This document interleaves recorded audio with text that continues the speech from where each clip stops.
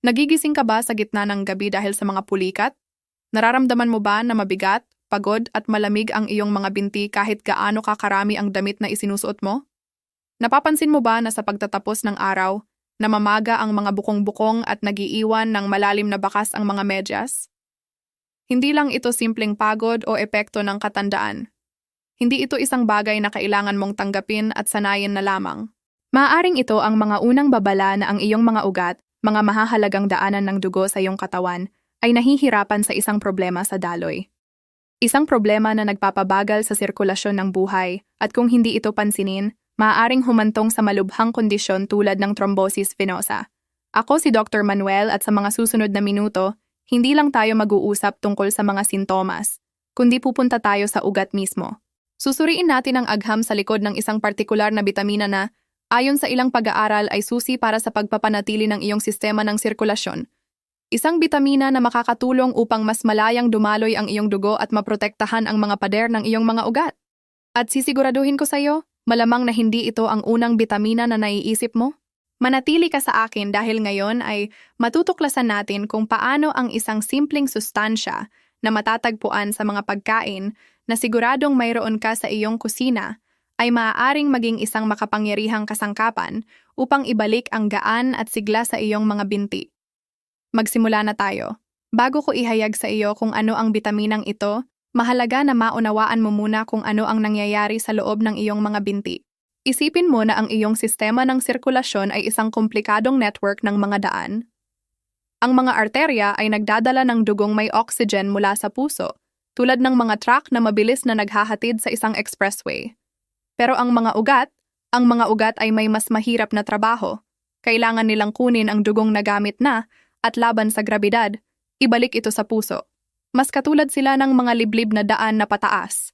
Kapag nagsimulang magkulang ang sistemang ito ng pagbabalik, kapag nagkakagulo ang mga daan o nanghihina ang mga pader nito, lumilitaw ang mga senyales ng alarma. Ito ang tawag para sa tulong ng iyong katawan. At gusto kong bigyang pansin mo ng mabuti dahil ang pagkilala sa mga senyales na ito ay ang unang hakbang upang makilos. Ang 6 na senyales ng alarma sa iyong mga binti na hindi mo dapat balewalain. Marami sa aking mga pasyente ang pumupunta sa konsulta na iniisip na ang kanilang mga problema ay bahagi na lamang ng katandaan. Pero kapag ipinaliwanag ko sa kanila kung ano talaga ang ibig sabihin nito, lubos na nagbabago ang kanilang pananaw. Hayaan mong idetalyado ko ang 6 na pinakakaraniwang senyales ng mahinang sirkulasyon sa mga binti at gusto kong tapat mong itanong sa sarili mo kung naranasan mo na ang alinman sa mga ito. Unang senyales ng alarma, bigat at pagkahapo sa mga binti. Ito marahil ang pinakakaraniwang sintomas at ang pinakanormalisado. Nararamdaman mo ba na parang 1 tonelada ang bigat ng iyong mga binti sa pagtatapos ng araw? Parang 2 blok ng semento ang iyong binabantala. Nangyayari ang sensasyong ito dahil hindi mahusay na nagbabalik ang dugo sa puso. Natitigil ito sa mga ugat ng iyong mga binti at nagiging sanhi ng pag-ipon ng likido sa mga tisyo. Parang traffic sa rush hour. Lahat ay gumagalaw ng mas mabagal at labis na naaapektuhan ang sistema. Hindi lang ito pagod ng kalamnan, kundi senyales ito ng pagsisikip ng dugo sa mga ugat. Pangalawang senyales ng alarma, pamamaga o edema sa mga bukong-bukong at paa. Ito ay kaugnay ng nauna. Kapag hinubad mo ang mga medyas sa gabi, nakikita mo ang malalim na bakas na matagal bago mawala. O ang sapatos na bagay sa iyo sa umaga ay sumasakit sa hapon. Iyon ay edema. Nangyayari ito kapag tumataas ang presyon sa loob ng mga ugat. Dahil sa pagtitigil ng dugo at bahagi ng likido ay tumatagas patungo sa mga tisyo. Isipin mo na ang mga tubo sa iyong bahay ay may sobrang presyon at nagsisimulang tumulo. Ang pamamagang ito ay hindi lamang nakakaistorbo, kundi malinaw na senyales na ang iyong mga ugat ay nagtatrabaho sa ilalim ng malaking stress. Pangatlong senyales ng alarma, masakit na pulikat sa gabi. Ito ang isa sa mga nakakabalisa na sintomas. Natutulog ka ng mahimbing at bigla kang gigising dahil sa matinding sakit sa guya o paa. Ang mga sanhi ng pulikat sa gabi ay iba-iba at komplikado, mula sa kawalan ng balanse sa mga mineral hanggang sa mga problema sa nerbiyos at kalamnan. Gayunpaman, ang mahinang sirkulasyon ay madalas na pangunahing salik. Kung sa gabi ang daloy ng dugo sa iyong mga kalamnan ay kulang, hindi nila natatanggap ang lahat ng oxygen na kailangan at ang mga dumi ay hindi maayos na natatanggal na maaaring makairita sa mga nerbyo at magdulot ng masakit na pagkontra. Pang-apat na senyales ng alarma, malamig na paa at kamay. Doktor, lagi kong parang yelo ang mga paa ko, kahit tag-araw. Pamilyar ba ito sa'yo? Ang temperatura ng ating mga dulo ay direktang termometro ng sirkulasyon. Kapag mahina ang daloy ng dugo, ang mainit na dugo mula sa gitna ng iyong katawan ay hindi sapat na nakakarating sa pinakamalayong bahagi, tulad ng mga daliri sa paa at kamay. Ang iyong katawan, upang mapanatili ang init ng mga mahahalagang organo, ay nagpapaliit sa mga maliliit na daluyan ng dugo. Ang resulta ay ang sensasyon ng lamig na hindi nawawala kahit may 3 pares ng medyas. Panglimang senyales ng alarma, mga pagbabago sa balat at paglitaw ng mga ugat na namamaga. Tingnan mo ang iyong mga binti, lalo na sa bahagi ng mga bukong-bukong. Napapansin mo ba na mas tuyo, masikip, makintab ang balat, o may kulay na lila o kayumanggi? Nangyayari ang mga pagbabagong ito dahil ang matagal na mahinang sirkulasyon ay nagkukulang sa balat ng oxygen at sustansya na kailangan nito upang manatiling malusog. Sa mas advanced na kaso, maaaring lumitaw ang mga sugat na matagal bago gumaling. At syempre, ang mga spider veins at varices. Hindi lang ito problema sa hitsura, kundi patunay na ang mga balbula sa loob ng iyong mga ugat, mga pintong pumipigil sa dugo na mahulog dahil sa grabidad, ay nagsisimulang magkulang. Ang ugat ay lumalawak, pumipilipit, at natitigil ang dugo rito. Ito ang nakikitang mapa ng kakulangan sa venous. Pang-anim at huling senyales ng alarma, kirot, pamamanhid, o pangangati. Ang sensasyon ng mga karayom at aspile o na parang may natutulog na bahagi ng iyong binti nang walang dahilan ay isa ring senyales ng babala. Ito ay tinatawag na paresthesia. Bagamat maraming sanhi ito, kabilang ang direktang problema sa nerbyo tulad ng pagpisil, madalas itong nauugnay sa kulang na daloy ng dugo. Kapag ang mga nerbyo ay hindi nakakatanggap ng oxygen na kailangan, hindi nila maayos na naipapadala ang mga senyales sa utak na nagdudulot ng mga kakaibang sensasyon. Ang pangangate, lalo na sa paligid ng mga varices, ay karaniwan din at dahil ito sa lokal na pamamaga dahil sa dugong natitigil. Nakakakilala ka ba sa 1, 2, o higit pa sa mga senyales na ito? Kung oo, huwag kang matakot pero tandaan mo, humihiling ng tulong ang iyong katawan. Sinusabi nito na ang mga expressway ng iyong mga binti ay nangangailangan ng mas magandang pagpapanatili. At ang magandang balita ay marami sa pagpapanatiling iyon ay magagawa natin mula sa loob gamit ang tamang nutrisyon. Ang mga mahahalagang bitamina. Bago ko ipakilala sa iyo ang bitamina na bituin, mahalaga na maunawaan mo na sa kalusugan tulad sa esports, walang isang manlalaro na mananalo sa laro. May buong koponan na nagtutulungan ng magkakasuwato. Ang bitamina na ihahayag ko sa huli ay tulad ng star forward, pero kailangan nito ng magandang depensa at magandang midfield upang magawa ang trabaho. Kilalanin natin ang 3 sa mga pangunahing manlalarong ito. Sila ang mga bitamina na naghahanda ng lupa at nagpapalakas sa mga estruktura upang malayang dumaloy ang sirkulasyon. Ang pagbaliwala rito ay tulad ng pagtatayo ng bahay ng walang pundasyon. Unang kakampi, ang bitamina C ang arkitekto ng iyong mga ugat. Isipin ang mga pader ng iyong mga ugat. Hindi sila matibay na tubo, kundi buhay at nababaluktot na tisyo. Ang kanilang integridad ay nakasalalay sa isang susi na protina, ang collagen. Ang collagen ay tulad ng bakal at semento ng isang gusali. Nagbibigay ito ng lakas at kakayahang umunat. At dito pumapasok ang bitamina C. Ito ay lubos na mahalaga sa paggawa ng collagen. Kung kulang sa bitamina C, hindi makakagawa ang iyong katawan ng magandang kalidad na collagen. Ang mga pader ng mga ugat ay nagiging mas mahina at marupok. Bagamat maraming salik ang nagdudulot ng varices, tulad ng genetics o kawalan ng ehersisyo, lohikal na isipin na ang mahinang pader ng ugat ay hindi nakakatulong. Kaya tinatawag ko ang bitamina C na arkitekto ng ating sistema ng ugat. Bukod dito, ang bitamina C ay isang napakalakas na antioxidant. Ito ay neutralisa ang mga mapaminsalang molekula na tinatawag na free radicals, na tulad ng mga spark na nag-o-oxidize at nakakasira sa maselang panloob na pader ng ating mga ugat. Pinoprotektahan ng bitamina C ang lining na iyon, pinapanatili itong makinis, na nagpapahirap sa anumang dumikit kung saan hindi dapat. Saan natin ito makikita? Sa kabutihang palad, sa maraming lugar. Lahat tayo ay iniisip ang mga dalandan at limon, at maganda ang mga iyon, pero huwag kang tumigil doon lamang. Ang mga pulang sili halimbawa, ay may halos triple na bitamina C kaysa sa isang dalandan. Ang kiwi, mga strawberry, broccoli at papaya ay mga super bituin din ng bitamina C. Subukang magsama ng isang mapagkukunan sa bawat pangunahing pagkain at siguraduhin mong may patuloy na supply. Pangalawang kakampi, ang Complex B, B6, B9 at B12. Ang koponan para sa paglilinis ng dumi.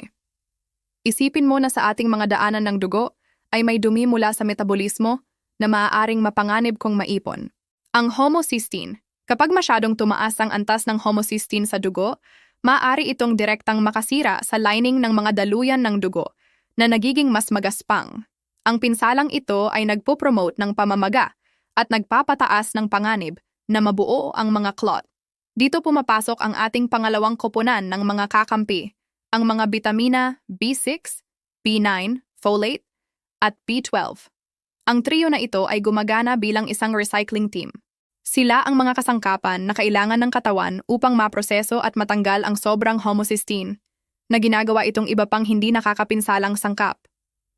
Kung kulang ang alinman sa tatlong bitaminang ito, nagkakagulo ang sistema ng paglilinis at naipon ang homocysteine. Kaya, ang pagtiyak ng sapat na supply ng trio na ito ay isang piraso ng puzzle para sa kalusugan ng ugat. Pansinin, hindi ito nangangahulugan na dapat tayong mag-supplement ng walang kontrol. Ipinakita ng malalaking pag-aaral na ang pag-inom ng suplemento ng bitamina B, kung walang kakulangan, ay hindi tiyak na nakakapigil sa atake sa puso. Ang layunin ay kunin ito mula sa isang varied na dieta. Bitamina B9, folate. Makikita mo ito sa mga berdeng madahong gulay tulad ng spinach at kangkong at sa mga legume tulad ng lentil at chickpeas. Bitamina B6 ay nasa manok, pabo, salmon, chickpeas at saging. Bitamina B12. Ito ay halos eksklusibo sa mga pagkaing mula sa hayop, karne, isda, itlog at gatas. Kaya, ang mga taong may vegan diet ay dapat bantayan ang kanilang antas at sa ilalim ng gabay ng doktor ay isaalang-alang ang suplemento. Nasa kalahati na tayo ng daan at natuklasan mo na ang dalawang pundasyon para sa kalusugan ng iyong mga ugat, ang bitamina C na arkitekto at ang Complex B bilang cleaning team. Kung may naging kapakipakinabang sa iyo ang sinabi ko, kung naramdaman mo na sa wakas ay may nagsasalita tungkol sa nararamdaman ng iyong mga binte, hinihiling ko sa iyo ang isang maliit na kilos na malaki ang ibig sabihin para sa akin. I-click ang button na subscribe at i-activate ang bell para hindi mo makaligtaan ang ikalawang bahagi at ang iba pang video na inihahanda ko linggo-linggo. At ngayon, gusto kong huminto ka sandali at isulat sa comments kung alin sa 6 na senyales ang pinakakilala mo. Ang bigat, ang pulikat, ang lamig. Ang pagbabahagi ng iyong karanasan ay lumilikha ng komunidad kung saan lahat tayo ay natututo. Babasahin ko ang bawat isa sa inyong comments. Magpatuloy tayo. May isa pang kakampi at, syempre, ang dakilang bida. Pangatlong kakampi, bitamina K2, ang GPS ng calcium. Ito ang isa sa mga pinakakawili-wiling sustansya at hanggang kamakailan ay isa sa mga malaking nakalimutan. Pinag-uusapan natin ang bitamina K, pero partikular ang anyong K2. Halos lahat tayo ay kilala ang bitamina K1 na nasa mga berdeng dahon at tumutulong sa pamumuo ng dugo. Pero ang K2 ay may ibang misyon. Tinatawag ko itong GPS ng calcium. Minsan ang calcium, na mahalaga para sa buto, ay napupunta kung saan hindi dapat, sa mga pader ng ating mga arterya. Ito ay tinatawag na arterial calcification at nagiging sanhi ng paninigas ng mga arterya. Dito ginagawa ng bitamina K2 ang kanyang mahika. Kumikilos ito bilang isang traffic director. Sa isang banda, ina-activate nito ang isang protina na tumutulong na iayos ang calcium sa mga buto. Sa kabilang banda, ina-activate nito ang isa pang protina na tumutulong na maiwasan ang pag-ipon ng calcium sa mga pader ng arterya. Sa madaling sabi, tinutulungan ng K2 na ilagay ang calcium sa tamang lugar. Ipinakita ng mga observational studies na ang mas mataas na pagkonsumo ng K2 ay nauugnay sa mas mababang calcification sa mga arterya. Isang mahalagang babala. At gusto kong malinaw ito. Ang mga taong umiinom ng anticoagulant tulad ng warfarin o Sintrom ay dapat mag-ingat ng husto. Ang mga gamot na ito ay gumagana sa bahagi sa pamamagitan ng pakikialam sa bitamina K. Ang biglaang pagbabago sa dami ng bitamina K na kinokonsumo mo, parehong K1 at K2, ay maaaring baguhin ang epekto ng gamot. Kaya kung nasa ganitong paggamot ka, kailangang makipag-usap ka sa iyong doktor bago gumawa ng anumang malaking pagbabago sa dieta o pag-inom ng suplemento. Saan natin makikita ang GPS na ito? Ang K2 ay ginagawa ng mga bakterya, kaya ito ay nasa mga fermented na pagkain at sa mga produkto ng hayop na pinakain ng damo. Ang natto, isang Japanese fermented soybean dish, ang pinakamakapangyarihang mapagkukunan. Mga matured na keso tulad ng Gouda or Brie, egg yolks lalo na mula sa free-range chickens, butter at ghee mula sa grass-fed cows. Ngayon, kasama ang depensa, ang midfield, at ang navigation system, oras na upang ipakilala ang ating star forward. Ang dakilang ihahayag, bitamina E, ang proteksyong kalasag ng daloy ng dugo. Narating na natin ang sandaling susi. Ang bitaminang kumukuha ng pansin dahil sa papel nito sa pagiging maluwag ng dugo at proteksyon ng sistema ng sirkulasyon ay ang bitamina E. Kung ang bitamina C ay ang arkitekto at ang K2 ay ang GPS, ang bitamina E ay ang bodyguard ng iyong dugo. Ang aksyon nito ay mahalaga upang maiwasan ang sensasyon ng pagod na binti at suportahan ang kalusugan ng ugat. Unang aksyon ng bitamina E, suporta sa pagiging maluwag ng dugo. Ang pagbuo ng clot ay madalas na nagsisimula kapag ang mga platelet, ang mga selula na responsable sa pamumuo, ay nagiging masyadong malagkit at nagsisimulang magkumpulan ng walang sugat. Ang bitamina E ay may natural na anti-platelet aggregating effect. Tinutulungan nito na ang mga platelet ay hindi gaanong madaling magdikit kapag hindi kinakailangan.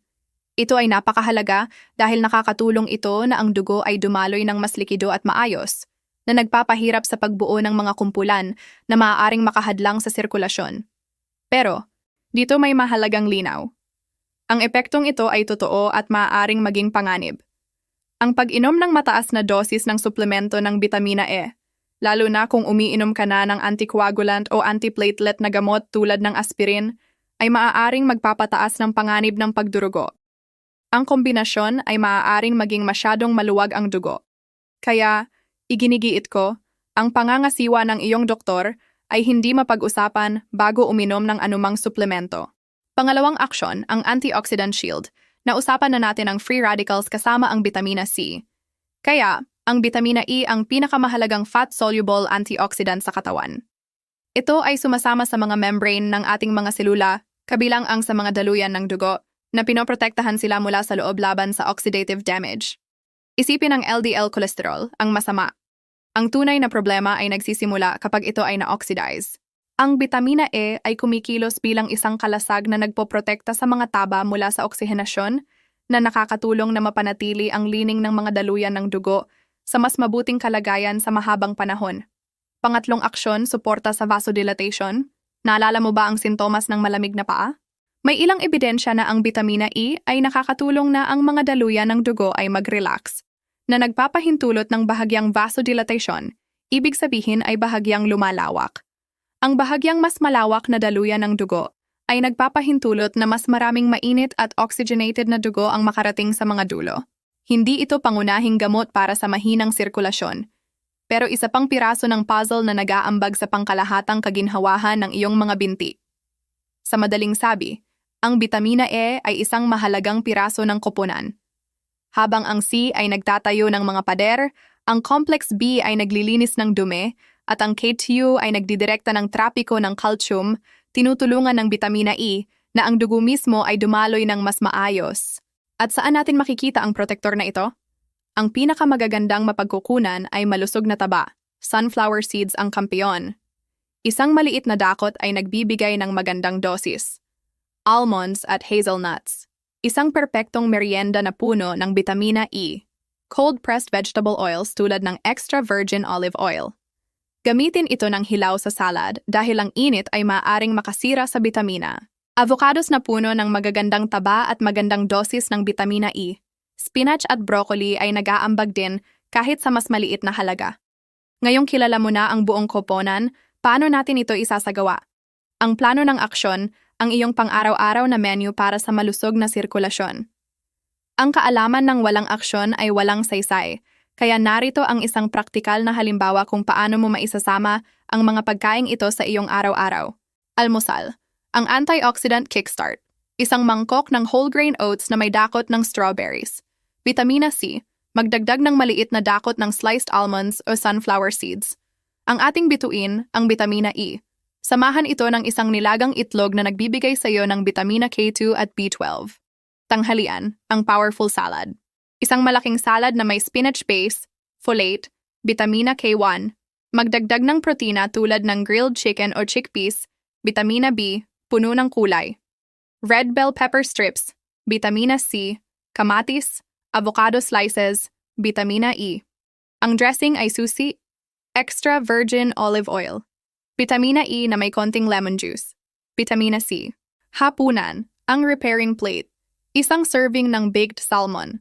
Ang salmon ay isang kamanghamanghang mapagkukunan ng bitamina E, bitamina B, at omega-3 na lubhang anti-inflammatory. Kasama ang broccoli at asparagus na steamed, folate, bitamina C at K. Isang green juice para sa suporta. Kung gusto mo ng dagdag, maaari mong ihanda ang juice na ito 2 o 3 beses sa isang linggo. Isang dakot ng spinach, folate, bitamina K, 2 pipino, isang green apple, ang katas ng isang lemon, bitamina C, isang maliit na ginger, isang konting olive oil upang matulungan ang pagsipsip ng bitamina E at K. I-blend lahat ng may kaunting tubig at inumin ito ng sariwa. Ito ay dagdag, hindi kapalit ng isang pagkain. Ang menu na ito ay halimbawa lamang. Ang susi ay ang variety at consistency. Naglakbay tayo ng malayo. Nagsimula tayo sa pagkilala sa mga senyales ng alarma ng iyong mga binti. Bigat, pulikat, pamamaga. At ngayon ay balikan natin ang tanong sa pamagat. Maaari bang matunaw ng isang bitamina ang isang clot na nabuo na o linisin ang mga ugat? Ang tapat at direktang sagot ay hindi. Ang pagtunaw ng clot ay trabaho ng napakalakas na gamot na ibinibigay sa ilalim ng mahigpit na pangangasiwa ng doktor. Ang natuklasan natin ay isang bagay na, sa aking opinyon, mas makapangyarihan. Maaari nating gamitin ang nutrisyon upang mapabuti ang biological terrain. Maaari nating likhain ang isang kapaligiran sa ating katawan na sumusuporta sa sirkulasyon, kung saan mas mahusay na dumadaloy ang dugo at mas mababa ang panganib na lumitaw ang mga problemang ito. Natuklasan natin ang buong koponan. Bitamina C, ang arkitekto na nagpapalakas sa mga pader ng ugat. Complex B, ang koponan na tumutulong na neutralisahin ang dumi tulad ng homocysteine. Bitamina K2, ang GPS na tumutulong na idirekta ang calcium sa mga buto, at ang ating bituin, ang bitamina E, ang kalasag na sumusuporta sa pagiging maluwag ng dugo at nagpoprotekta laban sa oxidative damage.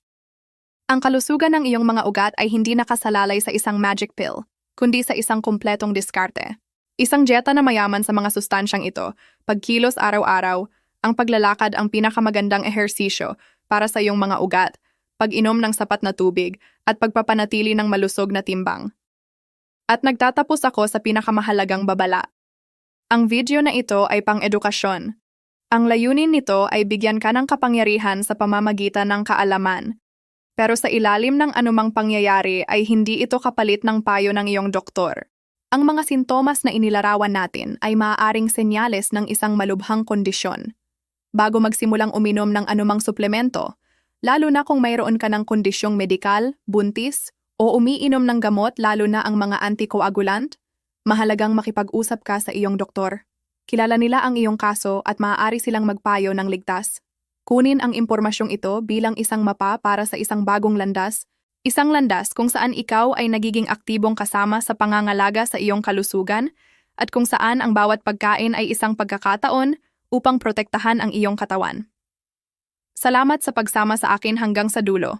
Kung nagbigay ng halaga ang video na ito sa iyo, ibahagi ito sa isang taong sa tingin mo ay makakatulong. Minsan ang pagbabahagi ng magandang impormasyon ang pinakamagandang regalo. Ako si Dr. Manuel. Kita-kita tayo sa susunod na video.